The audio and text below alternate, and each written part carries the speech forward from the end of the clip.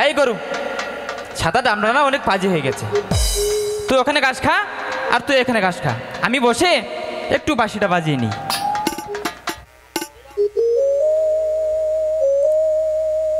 আরে বাহ, কি সুন্দর মিষ্টি বাঁশির সুর।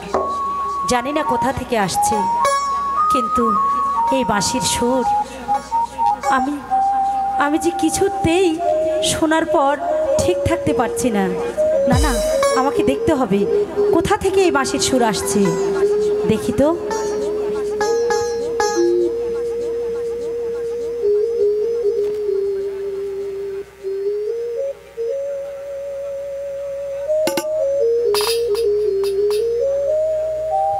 কোথায়?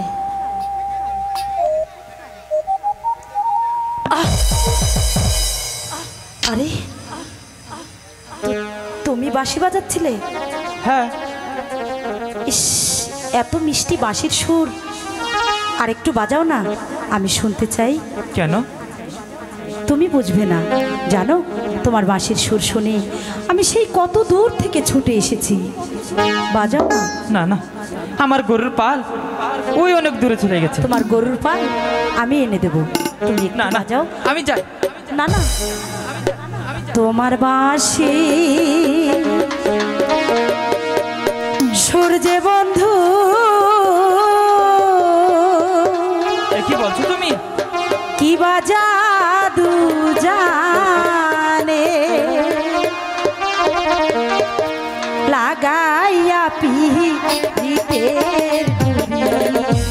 আস্তে আস্তে টানো রে, কাঁদে পরাণ তোমার লাইগা রে।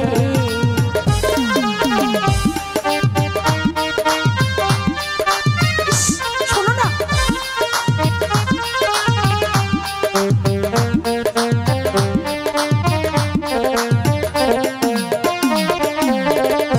তোমার বাঁশির সুর যে বন্ধু কি বাজা দু জানে লাগাইয়া পিহিতের ডুরি আস্তে আস্তে টানো রে, কাঁদে পরাণ তোমার লাইগা রে।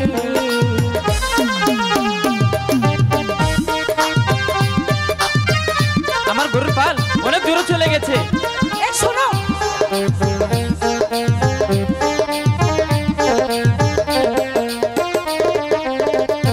কোথায় তোমার বাড়ি কন্যা, কোথায় তোমার ঘর? হ্যাঁ বলবো তো।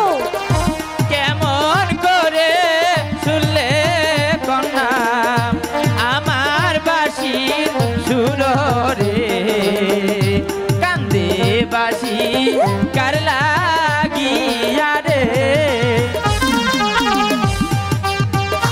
আমাকে যেতে দাও। যেতে দেবো না? কিছুতেই না। কেন? আমি যে তোমাকে ভালোবাসি। এই, হ্যাঁ, সত্যি বলছি।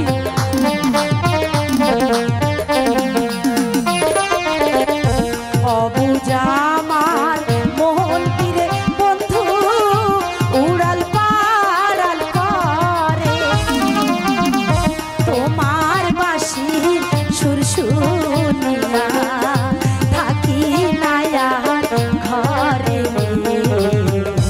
শোনো,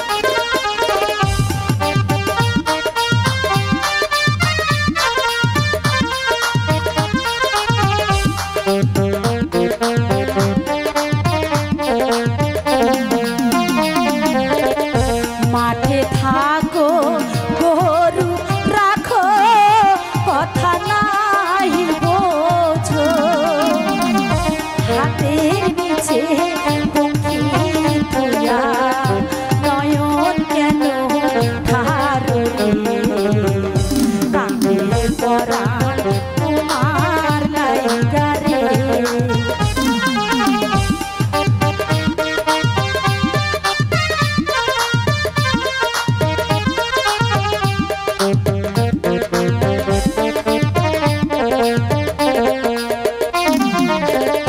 শোনো শোনো